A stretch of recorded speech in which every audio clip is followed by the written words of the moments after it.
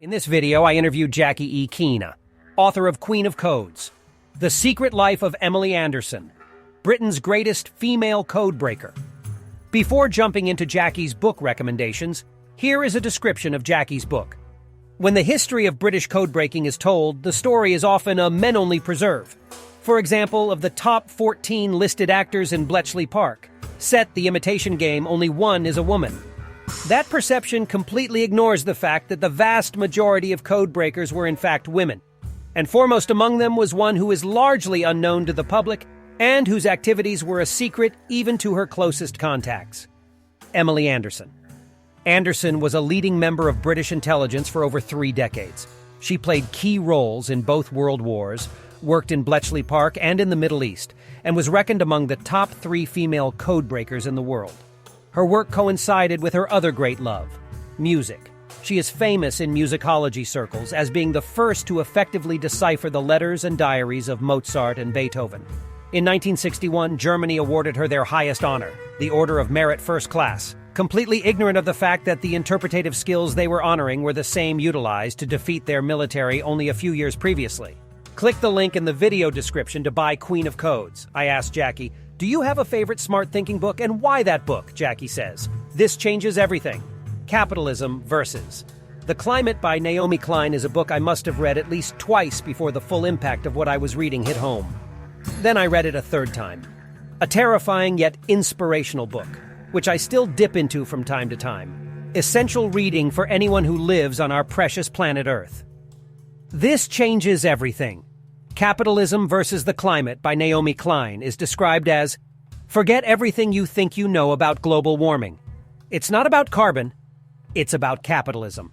The good news is that we can seize this existential crisis to transform our failed economic system and build something radically better."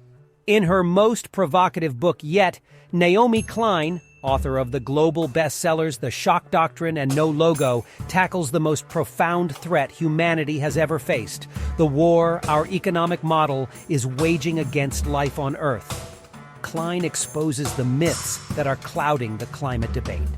Click the link in the video description to buy This Changes Everything's. I asked Jackie, what's the most recent smart thinking book you've read, and how would you rate it?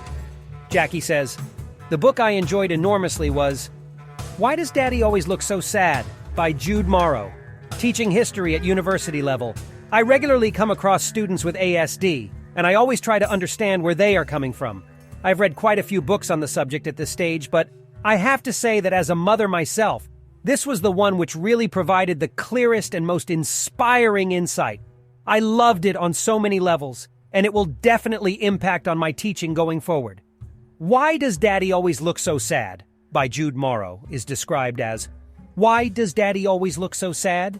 is a poignant and honest memoir detailing Jude Morrow's journey to parenthood and how his autism profoundly affected that journey, for both better and worse, bringing hope to all who live with autism as well as those who care for someone on the spectrum. I knew that Jupiter has 79 known moons and where the swimming pool was located on the Titanic. Yet, I didn't know how to connect with this beautiful child who called me Daddy. Why Does Daddy Always Look So Sad? Is a candid view of life and love through the eyes of an autistic adult, who went from being a nonverbal and aggressive child to a hard-working and responsible father to a non-autistic son. Click the link in the video description to buy Why Does Daddy Always Look So Sad? I asked Jackie, "Do you have a favorite childhood book?" Jackie says, "I wasn't a great reader as a young child, but I do recall reading Wuthering Heights by Emily Bronte as a 12-year-old and being completely blown away by it. I then read all the Bronte sisters' books in the course of one summer. That was pretty much it. Thereafter I became and have remained a committed reader." Wuthering Heights by Emily Bronte is described as, "In a house haunted by memories, the past is everywhere.